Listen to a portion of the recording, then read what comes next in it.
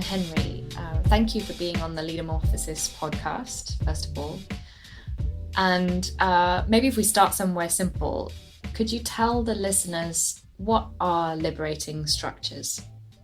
Keith is nodding, so he's going to explain this to us. That's seemingly a simple question, Lisa. And I think the best way to say it, for your listeners, they want to transform an organization. Liberating structures are microstructures that shape how people relate to each other. And so the structure part is who speaks and who they speak to and how long they have, and little trivial things that structure the pattern of relating, the pattern of conversation. And because of that little microstructure, little itty-bitty simple shifts in conventional patterns, a distributed form of organizing is possible. And with that more distributed form, intelligence, vitality, and a bunch of other wonderful things are possible. That's the liberation part.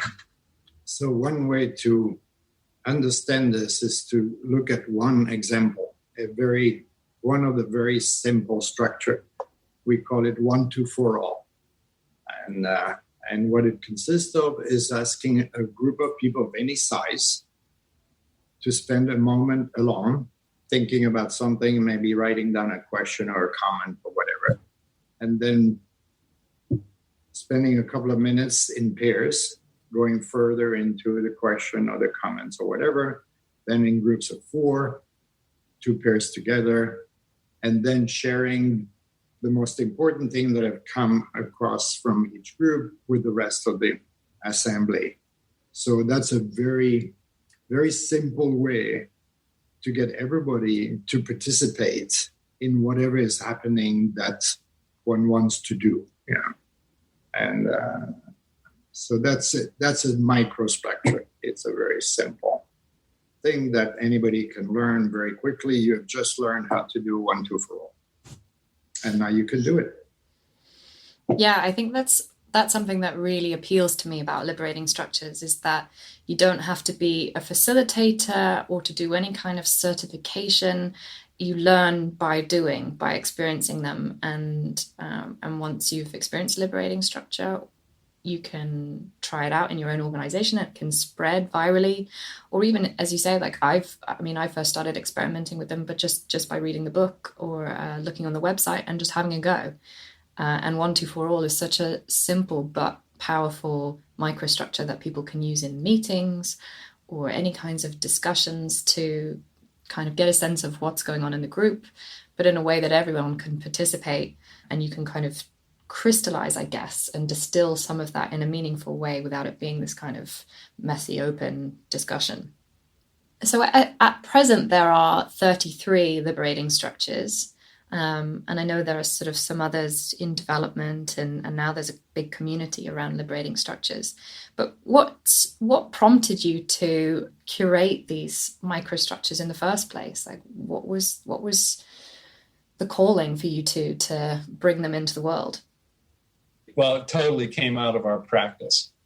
So if there's a motto or a tagline for liberating structures, it's, act your way into a new kind of organizing.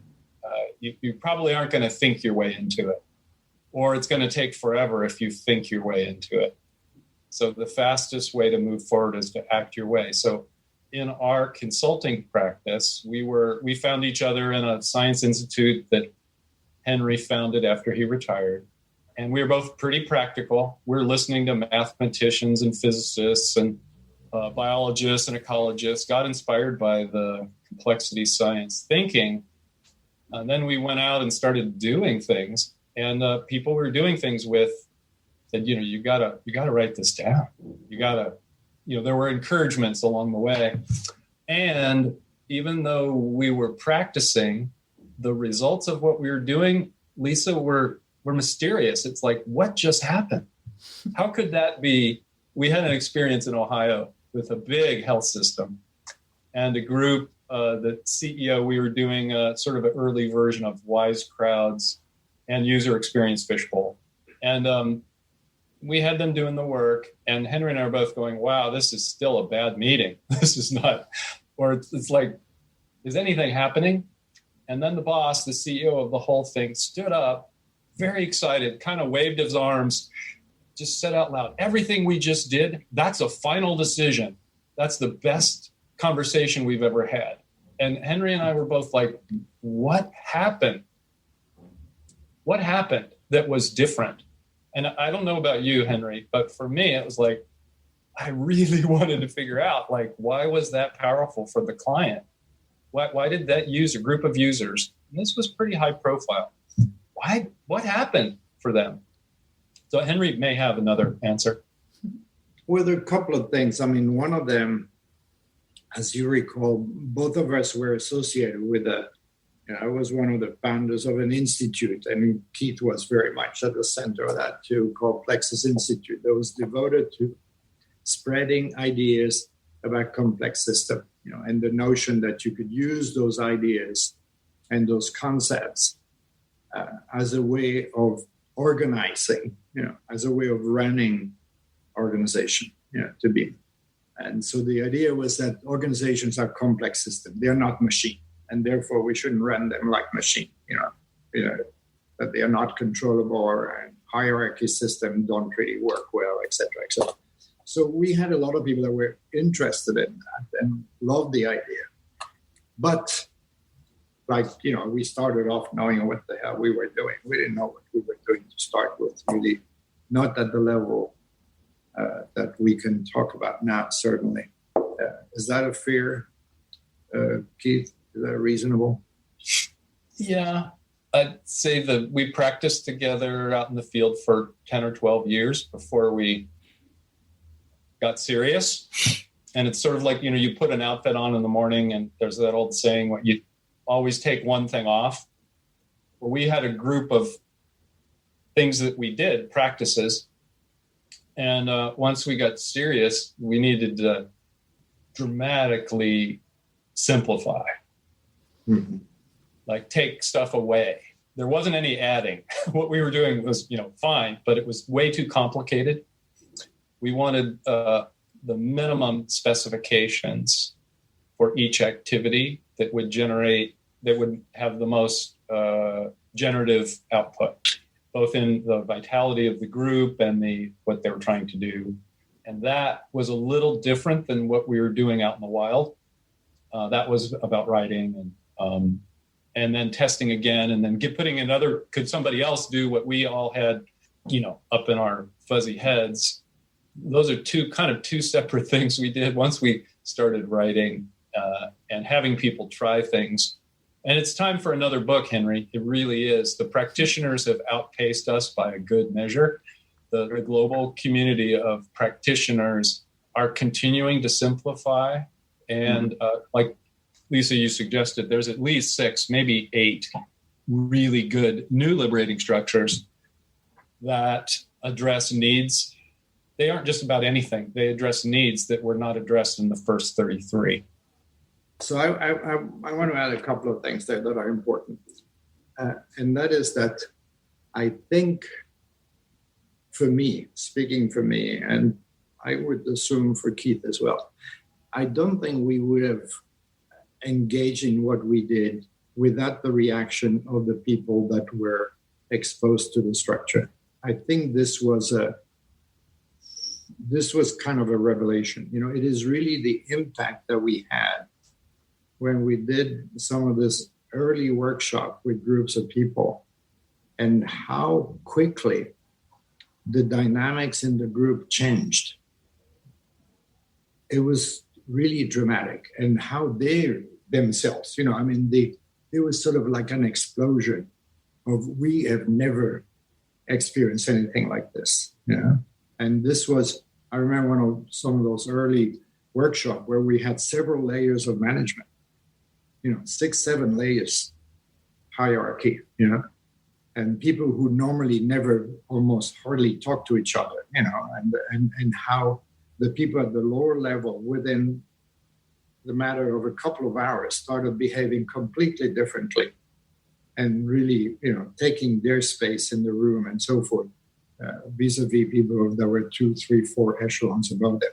And, so those kind of things were striking. And we sort of said, wow, what's going on here? What do we have here? What is happening? So I think for me, that was very important, because it wasn't about us thinking we got something special here. It was about the participants telling us we have something special.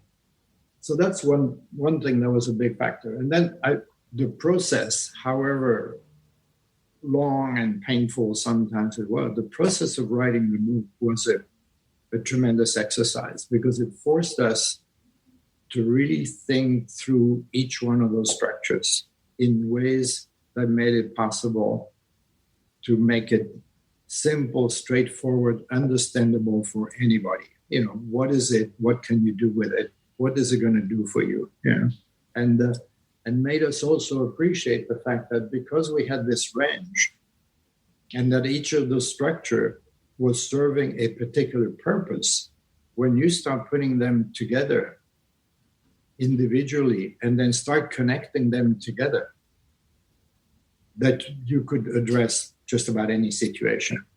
So I want to roll back one story for Lisa, since one of your interests is the self-organizing.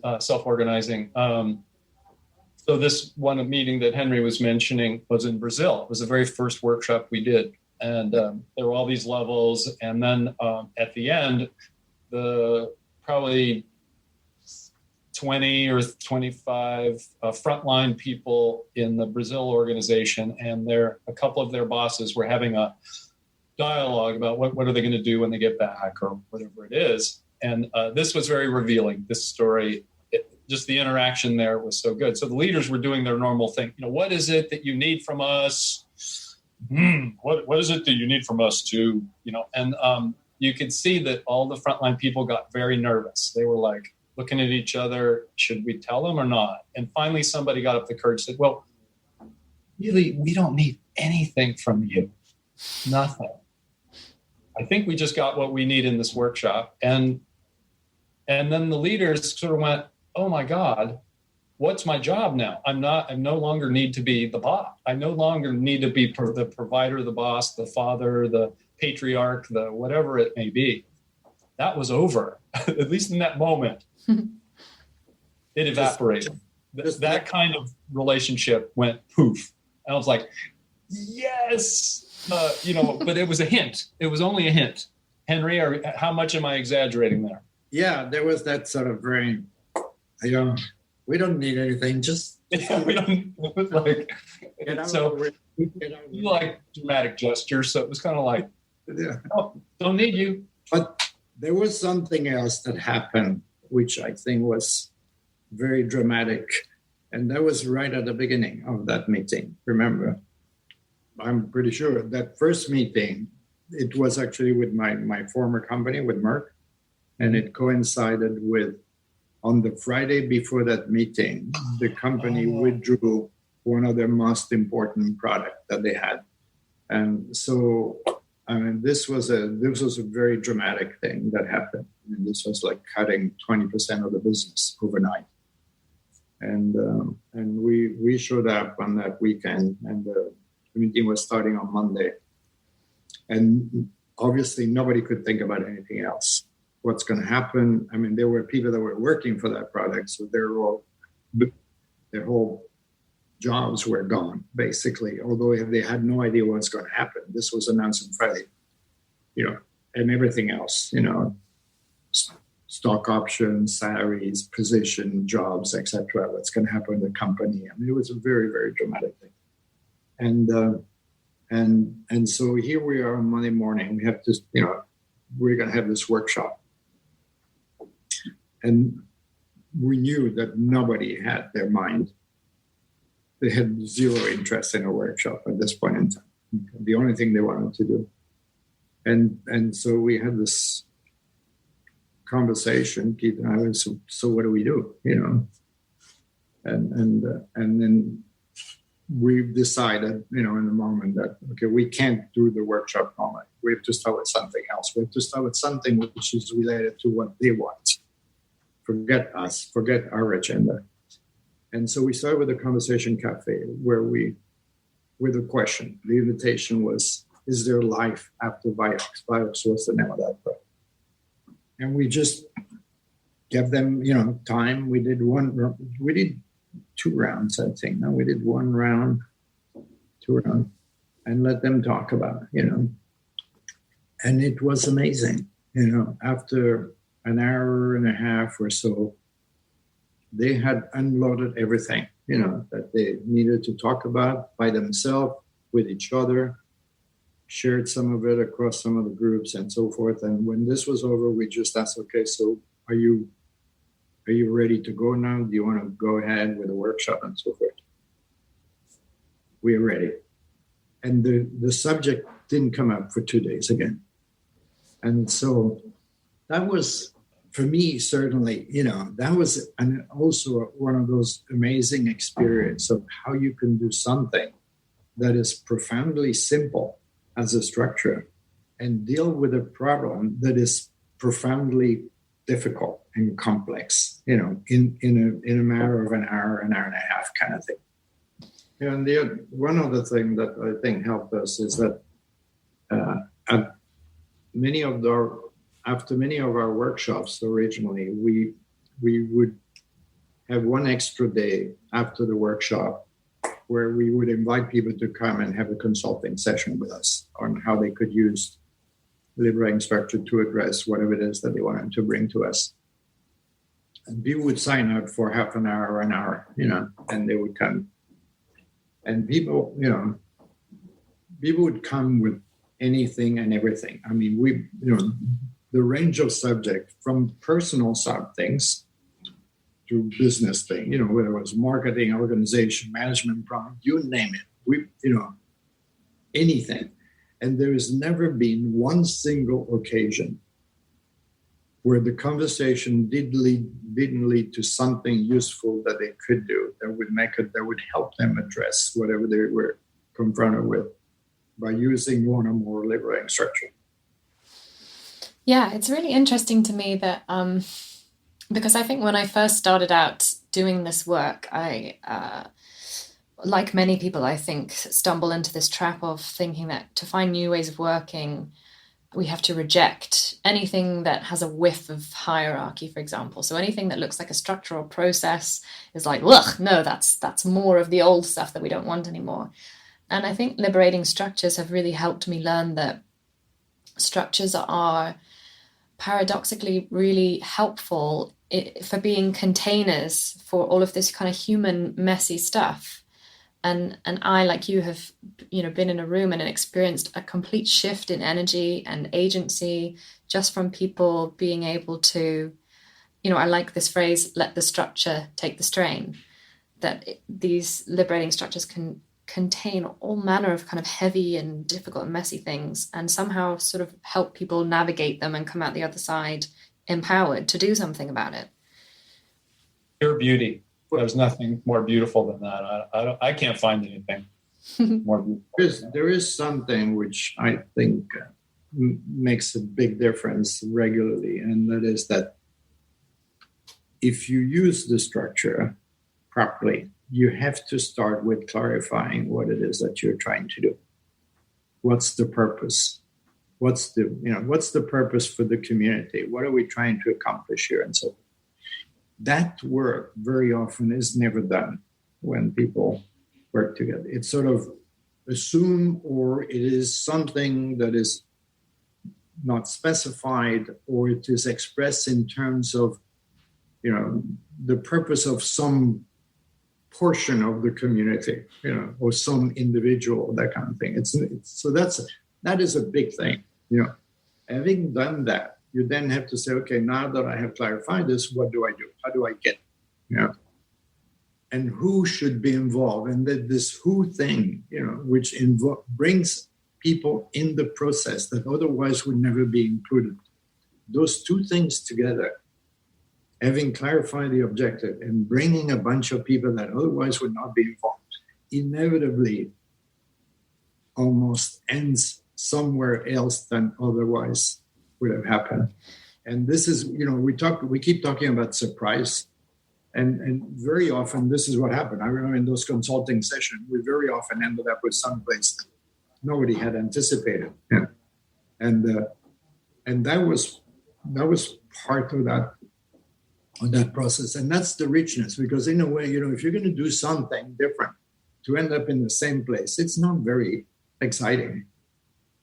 Yeah. And on that note, I think if we take like a really practical example, like strategy, which traditionally is, a group of a chosen few top leaders, maybe in a dark cave working on a strategy, and then they kind of come out and ta-da, here it is. Get rid of the dark cave. I can tell you, we never worked in a dark cave. Yeah, exactly. And Keith, I know you've just written this blog about liberating strategy. So how would liberating structures, for the benefit of our listeners, how would liberating structures transform how organizations do strategy, as an example? One is they scale. So you can include ridiculous numbers of people, and you just repeat the same pattern of a string of liberating structures, which we talked about earlier, that they all generate something that feeds into the next one. So the biggest difference probably is hearing all the voices. The second difference is it's this cycle that we start with. There's 6 questions. It's easier to read about than talk about maybe, but it starts with purpose. What's the deepest need you serve? Why is your work important? Once you've answered that and answered it well, we've started to also be clear about not only what the deepest need, but what in the world do you need to stop? And what do you need to start? What's the new shiny thing? And just as powerful or more powerful is what do you exist to stop? So liberating structures exist to stop mindless or unwitting exclusion, unwitting stifling of new ideas. And soul-destroying meetings. Yeah, it's just easy to do that. It's over. That no one needs to do that any longer. So in a strategy session, you get clear on purpose. Then what's critical and uncertain about the environment in which you are. So critical uncertainties, a really lovely, really simple, liberating structure. Then what paradoxical realities do you need to face up to that you'll avoid unless you say it out loud? So we use wicked questions. Simple way to talk about, oh man, how can we need both of these things because they're opposites? How can we be more integrated and more autonomous? To your point about, all hierarchy is bad. Well, no, some integrated, small number of very integrated things and a whole bunch of autonomous things. Then where are we really? Are we getting what we need from each other? So what I need from you is a delightful liberating structures full of dynamite and drama. Then what do we hope? What do we hope for each other? What's possible now that we've done this work? What do we see? 25-10 crowdsourcing is a great way to do that. So each of these things, and then the eco-cycle for what are we going to do and how are we going to evaluate the work as we go? How are we going to keep this moving? So eco-cycle planning, oh my God, it's so powerful. That's at the heart of this. So that's a string that helps you include everyone in strategic planning and strategy making across the organization. And that means that people own it. The people in the dark cave don't come out and say, there's no signal coming out of the top, smoke signal. There's no need to bribe people to adopt that strategy. There's no need to try to adapt it to local situations in which it does not fit. It's caterwauling as far as I can tell, but we must be integrated, which is all control. Everything needs to be integrated and aligned. The alignment imperative here. We need to be whatever the word one and then the company name is. That's all about control, trying to over control strategy. So all that can disappear. Henri, yes? A couple of things that your question made me think of. To me, the first one is that if you do strategy using the structure, you're going to sweat or not sweat depending on how clear it is, on purpose to start with. And the probability that something will come that either existed but nobody was paying any attention to it, or something will come that is different from the current emphasis of the organization is very high. So that already puts you on a very different track. Okay? So even if you didn't do anything else, you already have changed your strategy if you're going to address that purpose that is going to come out of the conversations that need to happen, and conversation that that are sufficiently inclusive that it is not, the dark cave kind of thing. That's the first thing. The second thing that is likely to happen is that along the way you will quickly discover that what needs to be done, the people in charge don't know what to do or how to do it. Because if they knew, they would have been doing it. Okay. And so one of the reasons why when you come up with a purpose that is really powerful, and surprising to some extent, the reason why this is not really the focus is because people don't know how to do it.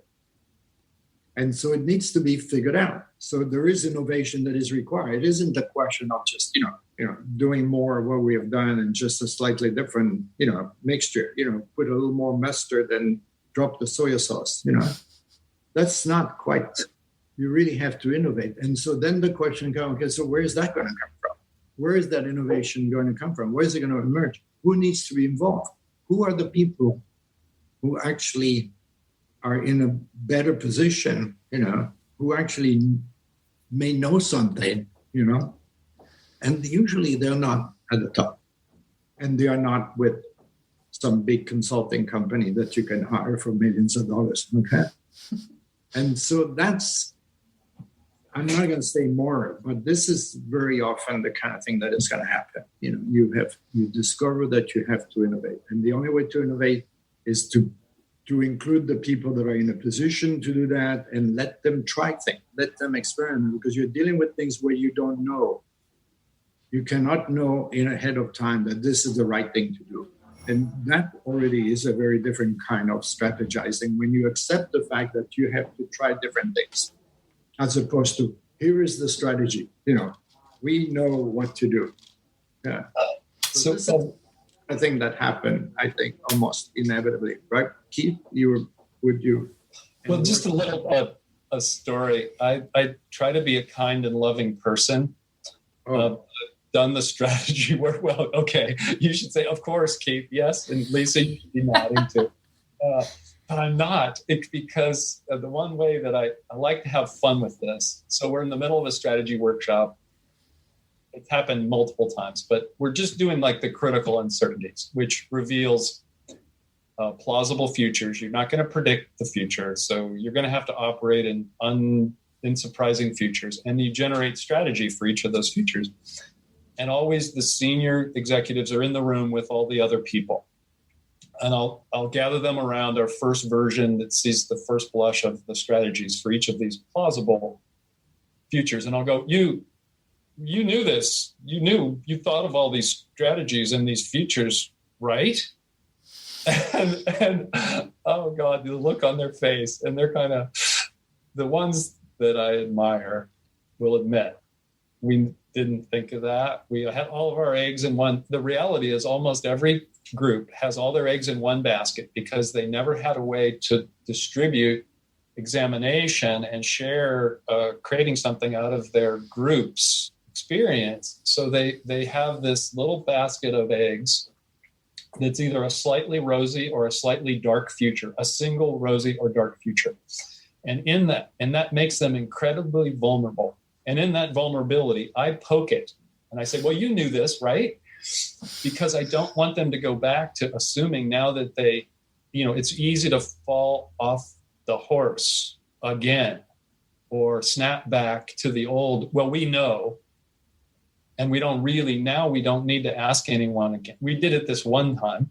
We distributed exploration or strategy making for this one time at this retreat. Oh, that's cool. Now we've done that. Aren't we cool? But no, I want them to recognize that they're never going to have it figured out.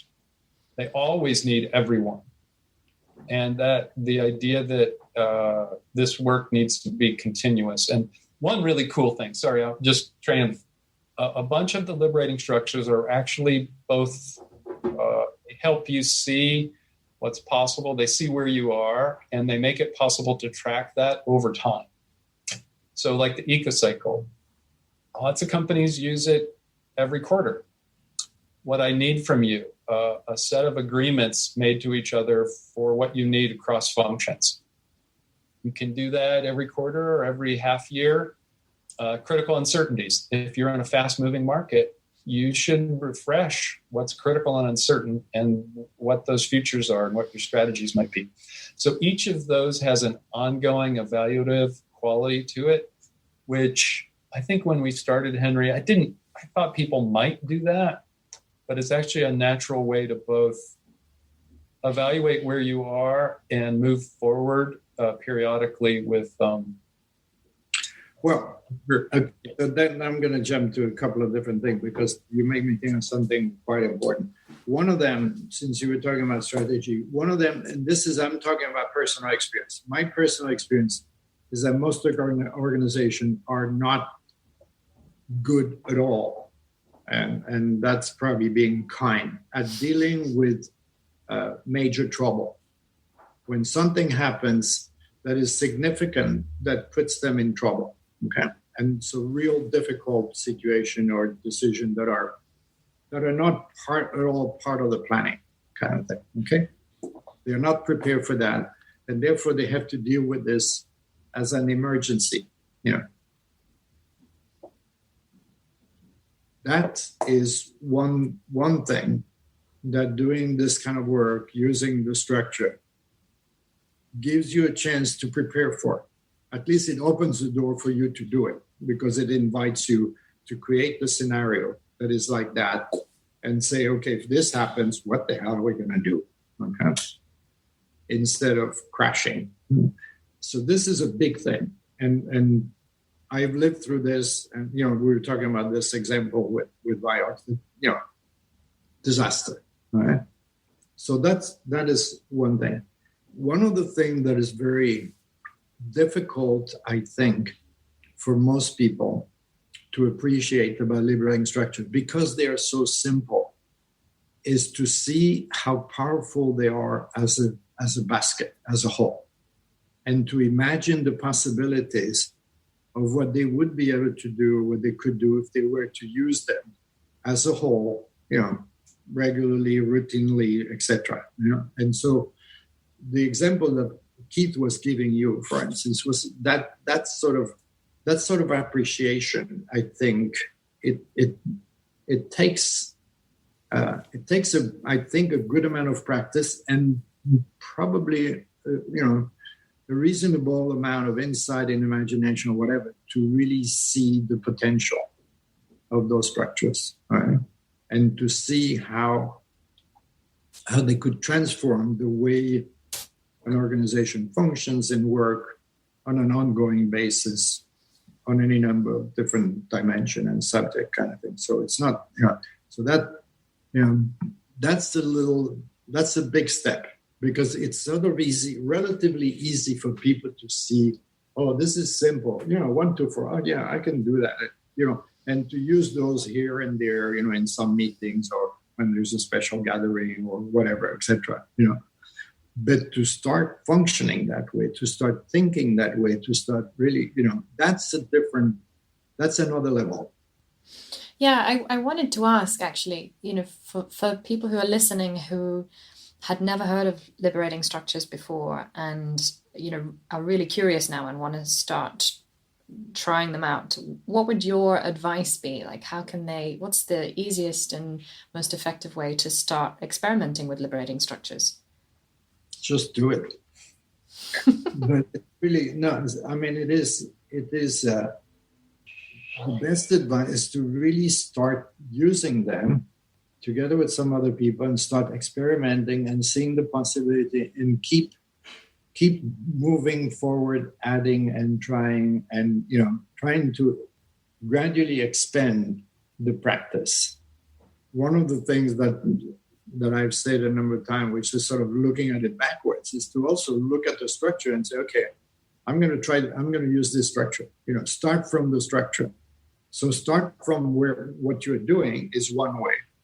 And the other way is to start from the structure and say, okay, I want to use the structure to see what I can do with it, to learn, to try to play with it and see what I can do with it in order to make sense of it. It's a little bit like, I know that Keith doesn't care for the word tool, but it's like, some of them are, fairly, I wouldn't say sophisticated.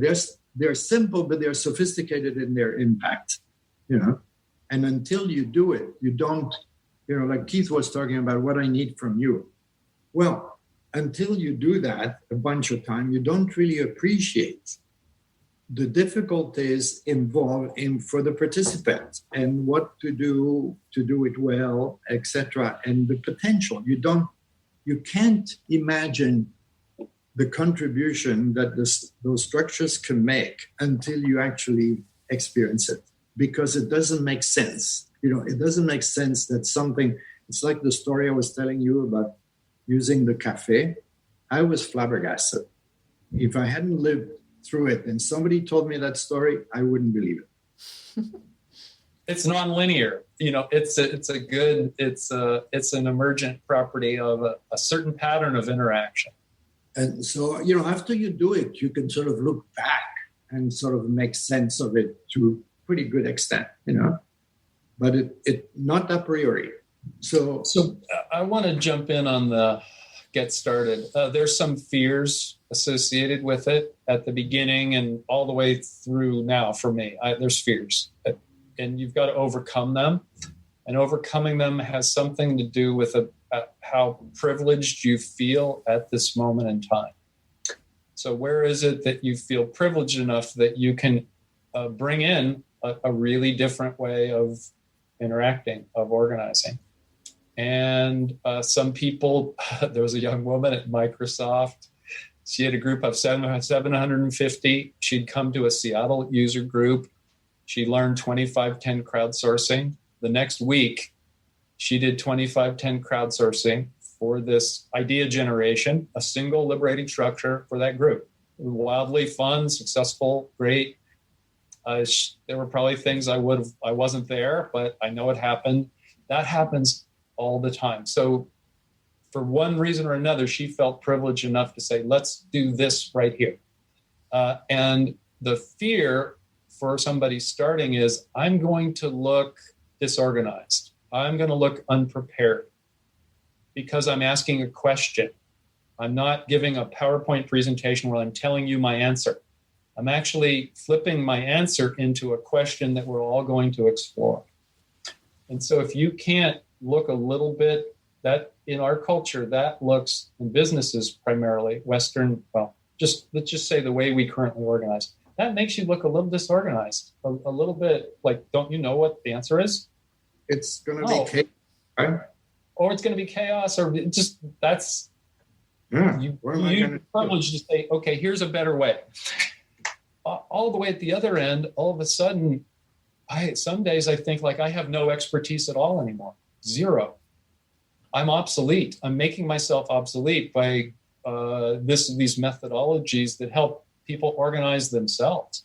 The only thing I'm doing is helping people discover. And at one point, I thought I was a pretty serious know-it-all strategy consultant. I really, that was my goal in business school and so forth. I'm going to be the brain at the top of the organization. Well, that's utter nonsense. But now I still have to manage the fear. Is there anything that I offer now that the group is discovering for themselves a direction? They're shaping their own. They're simultaneously and mutually shaping their own destiny. And what role do I have in that? Once they learn the structures, I'm no longer useful. But it does take a while to learn the structures. You can do interview with Lisa after that. That's well, I'm just saying what fears are. I'm not saying they're rational. So let me add one thing. Okay, I said something, and Keith, we were talking about the structure. What to do to. But there is another aspect that I think is fundamental, and that is the people thing. It makes a huge difference when someone starts getting interested in using the structure, how he or she will partner with other people and will bring other people into the process. And the more anybody that is attracted to structure, the more they bring some other people together with them, the easier it will be. If nothing else, to start with in terms of learning, to do that with somebody that can watch what you're doing and give you feedback, and vice versa.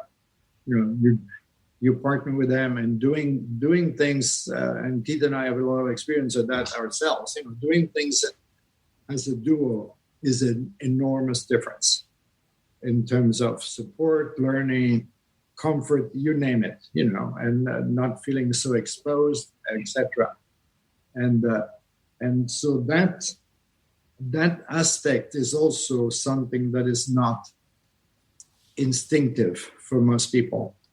I want to ask you both sort of in closing, I feel like there's so much more we could talk about. And I think maybe we have to have a whole other conversation about liberating structures in education, because I know that's something that's also really interesting. But we'd mentioned that you now have this growing global community of liberating structures, practitioners and user groups. There's an app now. What do you hope will happen with liberating structures going forward in the future? Well, we wrote something in the book, about it, and that's still my dream. And I think in some way it's going to happen, not necessarily under that label, but on some other thing.